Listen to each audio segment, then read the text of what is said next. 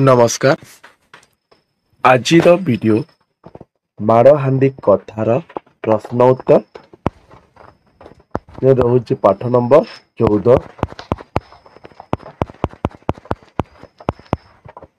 पाठर प्रश्न उत्तर। चकुलिया पंडा किपरि पेट पोषुथिला? चकुलिया पंडा भिक्षावृत्ति करी पेट पोषुथिला। प्रतिदिन सकाले गाँ गाँ बुली भिक्षा संग्रह करिबा तार नीति दिनिया कार्य थिला। एहा छड़ा तार बुढ़ीमा घर पर घरे दुख धंदा करी जहा किछि आणुथिला सेथिरे माँ और पुओ दुहे दुखे सुखे चली जाउथिले। चकुलिया पंडा कांदी बोबई पलाई आसिला काहींकि? दिने चकुलिया पंडा केते आड़े बुली बुली मध्य पोसे हेले चाउल भिक पाइला नाही। लोके भिक देबे कौन? गाँ पिलाए सबू टेका बेलुआ माड़ मारी ताकू तड़ी देबे। तेणु चकुलिया पंडा कांदी बोबई पलई आसिला। गंगा माता केउठारे थिले? गंगा माता सुंदर पद्म पोखरी रे थिले। गंगा माता चकुलिया पंडा प्रति दया भाव देखाइले काहींकि? भूख शोषरे आउटू पाउटू होई जीवन विकल रे चकुलिया पंडा पोखरी कूल को पानी पीवाकू गला। उपवास रे मन को भुलाई पाइबा पाई नाना विध सुमिष्ट दिव्य गुड़िकर नाम पृथक पृथक भावे पृथक अलग थेबी थेबी करी उच्चारण करी से चले लेखाए पानी पिउ थिला। गोटे खाद्य कौथिला और गोटे मुठा पेन पुउथिला। से पोखरी भितरे गंगा माता चकुलिया पंडार दुख देखी सही पारिले नाही। ता प्रति दया परवश होई से उच्चारण करिथिबा खाद्य पदार्थ मान पूर्ण करी हांडीटीए ता आड़कू बसाई देले।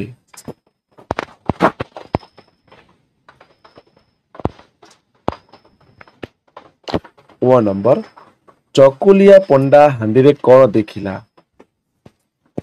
गंगा माता दयारु हांडीटीए भासी आसी चकुलिया पंडा पाखरे लागिला।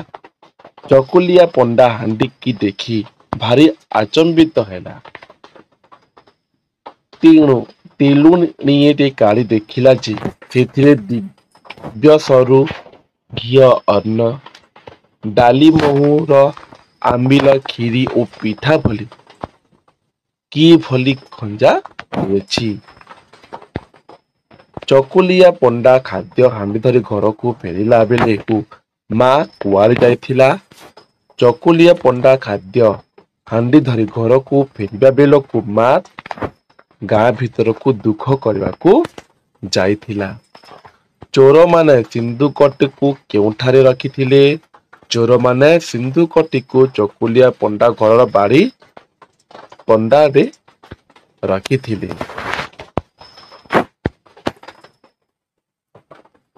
सिंधुक भितरे कौन थिला? सिंधुक भितरे हीरा नीला मोती माणिक मुहुट असरपी गहना गांडी ओ टंका टोकर थिला। चोर माने सिंधुकटी छाड़ी पलाइले काहींकि?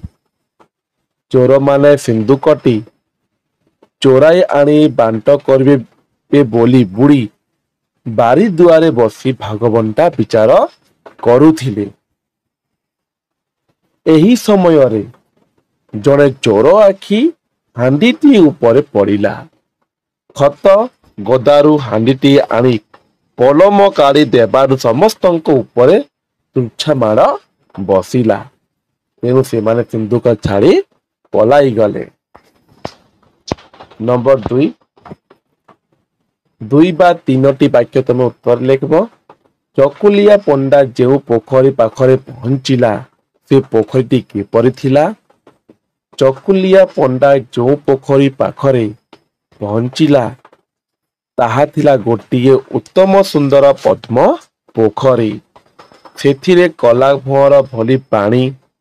ପୋଖରୀ ଚାରିପାଖ ଯାକ ଶଙ୍ଖ ମଲମଲ ପଥର ପାହାଚ ବସିଥିଲା।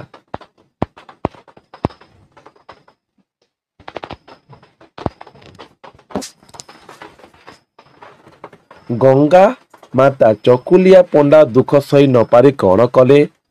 ଚକୁଲିଆ ପଣ୍ଡା ଗାଁ ଗାଁ ବୁଲି ଭିକ୍ଷା ମାଗୁଥିବା ବେଳେ ଗାଁର ଚକଲା ପିଲାମାନେ ଟୋକା ମାତାକୁ ତଡ଼ିଦେଲେ। ଲାଜ ଅପମାନରେ କାନ୍ଦି କାନ୍ଦି ସେ ଗୋଟିଏ ପଦ୍ମ ପୋଖରୀ ପାଖରେ ପହଞ୍ଚିଥିଲା। ଭୋକ ଶୋଷ ପେଟକୁ ଜଗିଥାଏ। ଲୋଭରେ ପାଣି ପିଇବାକୁ ଯାଇ ମନକୁ ଭୁଲାଇବାକୁ ଗୋଟେ ଗୋଟେ ଖାଦ୍ୟ ନାମ କହି ଚଲେ ଚଲେ ପାଣି ପିଉଥାଏ। ଗଙ୍ଗା ମାତା ତାର ବିକଳ ସହି ନ ପାରି ଉତ୍ତର ଲେଖିବ। ଗଙ୍ଗା ମାତା ତାର ବିକଳ ସହି ନ ପାରି ସେ ଯେଉଁ ଖାଦ୍ୟ ଦ୍ରବ୍ୟର ନାମ ଉଚ୍ଚାରଣ କରିଥିଲା ସେ କହୁଥିଲା ସେ ସବୁ ପ୍ରକାର ଖାଦ୍ୟ ଗୋଟିଏ ଗୋଟିଏ ଦନାରେ ଭରି ଗୋଟିଏ ହାଣ୍ଡିରେ ରଖିଲେ। ଗ ନମ୍ବର, ଚକୁଲିଆ ପଣ୍ଡାର ମା କାମ କରିବାକୁ ପୂର୍ବ ପରି ଗଲା ନାହିଁ କାହିଁକି?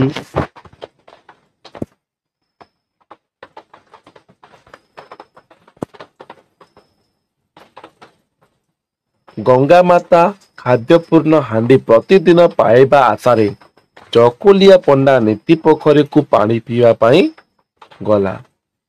ସେଠାରେ ଡହଲ ବିକଳ ହେବାରୁ ଗଙ୍ଗା ମାତା ପାଇଁ ପ୍ରତିଦିନ ଖାଦ୍ୟ ହାଣ୍ଡିଏ ଭସାଇ ଦେଲେ। ଫଳରେ ମା ଓ ପୁଅ ଦୁହେଁ ବିନା ପରିଶ୍ରମରେ ଦୁଇ ବେଳା ପାଇଁ ସୁମିଷ୍ଟ ଦିବ୍ୟ ଭୋଜନ ମିଳିଗଲା। ତେଣୁ ପୁଅ ଆଉ ଭିକ ମାଗିବାକୁ ଗଲା ନାହିଁ କି ମା କାମ କରିବାକୁ ପୂର୍ବ ପରି ଗଲା ନାହିଁ। ଗଙ୍ଗା ମାତା ଚକୁଲିଆ ପଣ୍ଡା ଉପରେ କାହିଁକି ରାଗିଗଲେ? ଚକୁଲିଆ ପଣ୍ଡାର ଦୁଃଖ କଷ୍ଟ ସହି ନ ପାରି ଗଙ୍ଗା ମାତା ତାକୁ ପ୍ରତିଦିନ ହାଣ୍ଡି ଲେଖାଏ ସୁସ୍ୱାଦ ଖାଦ୍ୟ ଦେବାରେ ଲାଗିଲେ। ବିନା ପରିଶ୍ରମରେ ଖାଦ୍ୟ ଗଣ୍ଡାକ ମିଳିଯାଉଥିବାରୁ ଚକୁଲିଆ ପଣ୍ଡା ଓ ତାର ମା ଦୁହେଁ ଅଳସୁଆ ହୋଇଗଲେ। ଚକୁଲିଆ ପଣ୍ଡା ଆଉ ଭିକ୍ଷା ମାଗିବାକୁ ଗଲା ନାହିଁ କିମ୍ବା ତାର ମା ଦୁଃଖ ଧନ୍ଦା କରିବାକୁ ଗଲା ନାହିଁ। ତାର ଆଲସ୍ୟ ଓ କର୍ମ କାତରତା ଲକ୍ଷ୍ୟ କରି ଗଙ୍ଗା ମାତା ଚକୁଲିଆ ପଣ୍ଡା ଉପରେ ରାଗିଗଲେ। ମାଡହାଣ୍ଡି କବଳରୁ ଚକୁଲିଆ ପଣ୍ଡା ଓ ତା ମା ନିଜକୁ କିପରି ରକ୍ଷା କଲେ? ଚକୁଲିଆ ପଣ୍ଡା ଓ ତାର ମା କୌଣସି କାର୍ଯ୍ୟ ନ କରି ଗଙ୍ଗା ମାତାଙ୍କ ସୁଖାଦ୍ୟ ଖାଇ ଆଲସ୍ୟରେ ସମୟ କାଟିଲେ। ଗଙ୍ଗା ମାତା କ୍ରୋଧ କରି ହାଣ୍ଡିରେ ଆଉ ଖାଦ୍ୟ ନ ପଠାଇ ମାଡ଼ ପଠାଇଲେ। ପ୍ରଥମେ ପୁଅ ଉପରେ ମାଡ଼ ବସିଲା। ସେ ପଲମ ଉଗାଡ଼ି ଦେବାରୁ ମାଡ଼ରୁ ରକ୍ଷା ପାଇଲା। ସେହିପରି ମା ଉପରେ ମାଡ଼ ହୋଇଥିଲା। ସେ ମଧ୍ୟ ପଲମ ଉଗାଡ଼ି ଦେଇ ନିଜକୁ ରକ୍ଷା କରିଥିଲେ। ହେଲା ପଲମ ଉଗାଡ଼ି ଲେଖିବ। ଗରିବ ଚକୁଲିଆ ପଣ୍ଡା ଓ ତା ମା ଧନୀ ହେଲେ କିପରି? ଚୋରମାନେ ମାଳ ଖାଇ ଛାଡ଼ି ଯାଇଥିବା ସିନ୍ଦୁକରେ ହୀରା, ନୀଲା, ମୋତି, ମାଣିକ, ମହୁଡ଼, ଅସରପି, ଗହଣା ଗାଣ୍ଡି ଓ ଟଙ୍କା ଟୋକର ଭର୍ତ୍ତି ହୋଇଥିଲା। ଗରିବ ଚକୁଲିଆ ପଣ୍ଡା ଓ ତା ମା ତାକୁ ପାଇବା ଧନୀ ହେଲେ। 3 ନମ୍ବର କୁହାଯାଇଛି ସରଳାର୍ଥ।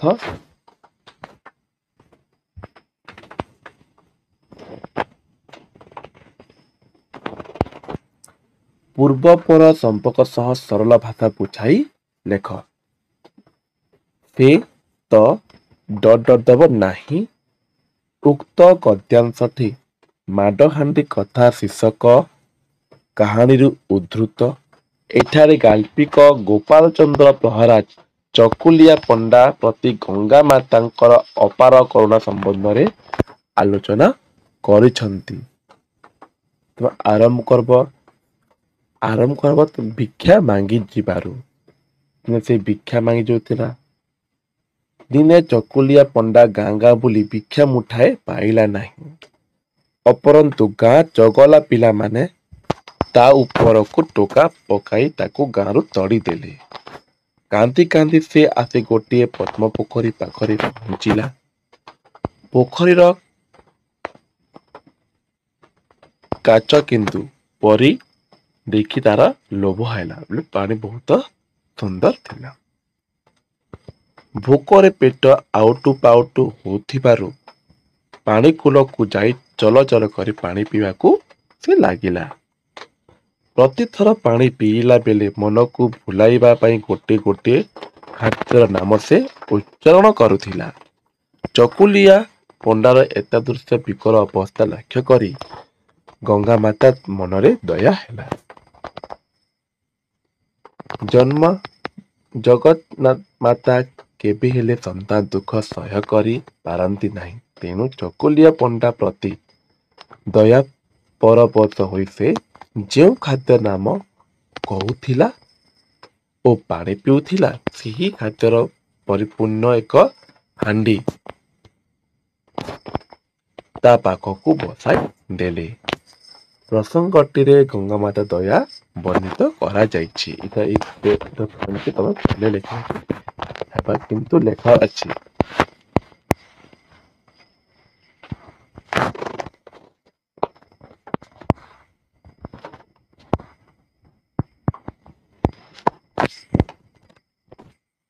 ଖ ନମ୍ବର, ଏମିତି ମା ପୁଅଙ୍କ ମୁହଁ ମାଗଣାରେ ଭାତରେ ଲାଗି ଯାଇଥାଏ। ଏମିତି ଲାଗି ଯାଇଥାଏ। ସଂସ୍କୃତ ଗଦ୍ୟାଂଶଟି ଗାଳ୍ପିକ ଗୋପାଳ ଚନ୍ଦ୍ର ପ୍ରହରାଜଙ୍କ ରଚିତ ମାଡ଼ହାଣ୍ଡି କଥା ଶୀର୍ଷକ କାହାଣୀରୁ ଉଦ୍ଧୃତ ବା ଆନିତ। ଏଠାରେ ଗାଳ୍ପିକ ଚକୁଲିଆ ପଣ୍ଡା ଓ ତାର ମାର ଆଲସ୍ୟ ଉପରେ ଆଲୋକପାତ କରିଛନ୍ତି। ଚକୁଲିଆ ପଣ୍ଡା ପ୍ରତିଦିନ ଭିକ୍ଷା ମାଗି ଯାହା କିଛି ଆଣେ ସେଥିରେ ମା ପୁଅ ଦୁହେଁ ଦୁଃଖେ ସୁଖେ ଚଳିଯାଆନ୍ତି। ଗାଁର ଦୁଷ୍ଟ ପିଲାଙ୍କ ଯୋଗୁଁ ଏକଦା ଭିକ୍ଷା ନ ପାଇ ମନ ଦୁଃଖରେ ପଦ୍ମ ପୋଖରୀ ପାଣି ପିଇବା ସମୟରେ ଗଙ୍ଗାମାତା ତାର ବିକଳ ସହି ନ ପାରି ତା ନିକଟକୁ ଏକ ଖାଦ୍ୟପୂର୍ଣ୍ଣ ହାଣ୍ଡି ବସାଇ ଦେଲେ। ଯେତେ ଖାଇଲେ ମଧ୍ୟ ସେ ହାଣ୍ଡିରୁ ଖାଦ୍ୟ ଶେଷ ହେଉନଥାଏ। ତେଣୁ ସେ ଖାଦ୍ୟ ଭରା ହାଣ୍ଡିକୁ ନିଜ ମା ପାଇଁ ନେଇଗଲା। ପରଦିନ ଠାରୁ ନିୟମିତ ଭାବରେ ସବୁଦିନ ସେ ପଦ୍ମ ପୋଖରୀ ନିକଟକୁ ଆସି ଖାଦ୍ୟ ହାଣ୍ଡି ପାଇବାରେ ଲାଗିଲା। ମା କିମ୍ବା ପୁଅ କେହି ଆଉ କାମଧନ୍ଦା ନ ଯାଇ ଗଙ୍ଗା ମାତାଙ୍କର ହାତ ଟେକାକୁ ଅନାଇ ରହିଲେ। ବିନା ପରିଶ୍ରମରେ ଖାଦ୍ୟ ପାଇଯାଇଥିବାରୁ ସେମାନେ ପରିଶ୍ରମ କରିବାକୁ ଇଚ୍ଛା ପ୍ରକାଶ କଲେ ନାହିଁ। ପ୍ରସଙ୍ଗଟି ବାସ୍ତବ ଅଟେ।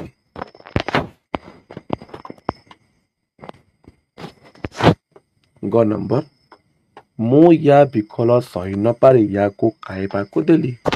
ମା ପୁଅ ଦିହେ ଇନ୍ଦ୍ରଚନ୍ଦ୍ର ମାନିବାକୁ ନାହିଁ। ଏଟା କି କହିଛନ୍ତି? ଏଟା ଗଙ୍ଗା ମାତା କହିଲେ। ଏଟା ମୁଁ ନାହାନ୍ତି। ଉକ୍ତ ଗଦ୍ୟାଂଶଟି ଗୋପାଳ ଚନ୍ଦ୍ର ପ୍ରହରାଜ ଲିଖିତ ମାଡ଼ହାଣ୍ଡି କଥା ଶୀର୍ଷକ କାହାଣୀରୁ ଏଠାରେ ଲେଖକ ଗଙ୍ଗା ମାତାଙ୍କର କ୍ରୋଧର କାରଣ ବର୍ଣ୍ଣନା କରିଛନ୍ତି। ଗଙ୍ଗା ମାତା ଦୟାରୁ ଚକୁଲିଆ ପଣ୍ଡା ପ୍ରତ୍ୟେକ ଦିନ ଖାଦ୍ୟ ହାଣ୍ଡି ପାଇଲା। ମା ପୁଅ ଦୁହେଁ ମାଗଣାରେ ଦିବ୍ୟ ଭୋଜନ ପାଇ ସୁଖରେ ରହିଲେ। ସେହି ଦିନ ଠାରୁ ପୁଅ ଆଉ ମା ଭିକ୍ଷା କରିବାକୁ ଗଲା ନାହିଁ। ମା କାମଧନ୍ଦା କିଛି ନ କରି ଘରେ ବସି ରହିଲା। ମା ଓ ପୁଅ ଦୁହିଁ ଏତାଦୃଶ୍ୟ ଆଲସ୍ୟ ଲକ୍ଷ୍ୟ କରି ଗଙ୍ଗାମାତା ବିରକ୍ତ ହେଲେ। ସେ ଭାବିଲେ ଯେ ଏପରି ସାହାଯ୍ୟ କଲେ ଦୁନିଆର ସବୁ ଲୋକ ଅଲସୁଆ ହୋଇଯିବେ, କର୍ମଠ ହେବେ ନାହିଁ, ପରିଶ୍ରମର ମୂଲ୍ୟ ରହିବ ନାହିଁ, ଲୋକମାନଙ୍କର ଗୁରୁଜନଙ୍କ ଜ୍ଞାନ ରହିବ ନାହିଁ। ତେଣୁ ମା ଓ ପୁଅ ଦୁହିଁଙ୍କୁ ସେ ଉପଯୁକ୍ତ ଶିକ୍ଷା ଦେବା ପାଇଁ ସ୍ଥିର କଲେ। ପ୍ରସଙ୍ଗଟି ଶିକ୍ଷକ ମୂଳକ। ନମ୍ବର 4, ବିପରୀତ ବୋଧକ ଶବ୍ଦ ଲେଖ କୁହାଯାଇଛି। ଦୁଃଖର ସୁଖ, ସିଧା ବଙ୍କା, ସତ ମିଛ, ସକାଳ ସନ୍ଧ୍ୟା, ଅଳସୁଆ କର୍ମଠ। 5 ନମ୍ବର ବୃଦ୍ଧି ପାଠ ବାଁରି ଭଳି ପାଉ 5ଟି ଲେଖ। ଟେକାଟେକି, ଠକାଠକି, ସାଉଁଲା ସାଉଁଲି, ଉଠା ଉଠି, ଠଉରା ଠଉରି। ବାକ୍ୟରେ ବ୍ୟବହାର କର। ଏଥର ବାକ୍ୟ ବନା କହିছে ଭୋକ ଶସ୍ୟରେ କରି ଜଳିବା, ଆନନ୍ଦରେ ବୃଦ୍ଧିପାଠ ନ ଦିଶିବା, ମନ କୁଣ୍ଡେଇ ମୋଟ ହୋଇଯିବା, ମୁହଁ ଭାଙ୍ଗିଦେବା, କୋଟିନିଧି ମିଳିବା। ତାକେ ବାକ୍ୟ ଗଠନ କର ପାଇଯାଇଛି।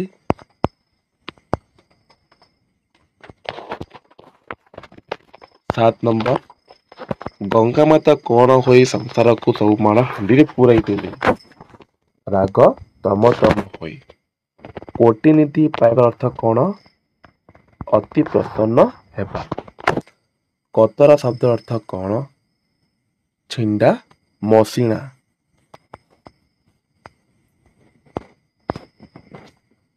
ନମ୍ବର 8 ଗଳ୍ପଟିରୁ ଲୋକଙ୍କ ମୁଖରେ ପ୍ରଚଳିତ 10ଟି ସୁନ୍ଦର ଶବ୍ଦ ଲେଖ। କାନ୍ଦି ବୋବେଇ, ଶଙ୍ଖ ମଲମଲ, 7 ତାଲ ପାଣି ଦରବ, ଜାଉଲିଟିଏ, କରଡ଼ି ଜଲିବା, ରୂପା ପାତିଆ, ଖଣ୍ଡେ ଦୂର, କାଚ କିନ୍ଦୁ, ଜଲ ଜଲ। ଏସବୁ ରହିଲା ମାଡ଼ ହାଣ୍ଡି କଥାର ପ୍ରଶ୍ନ ଉତ୍ତର।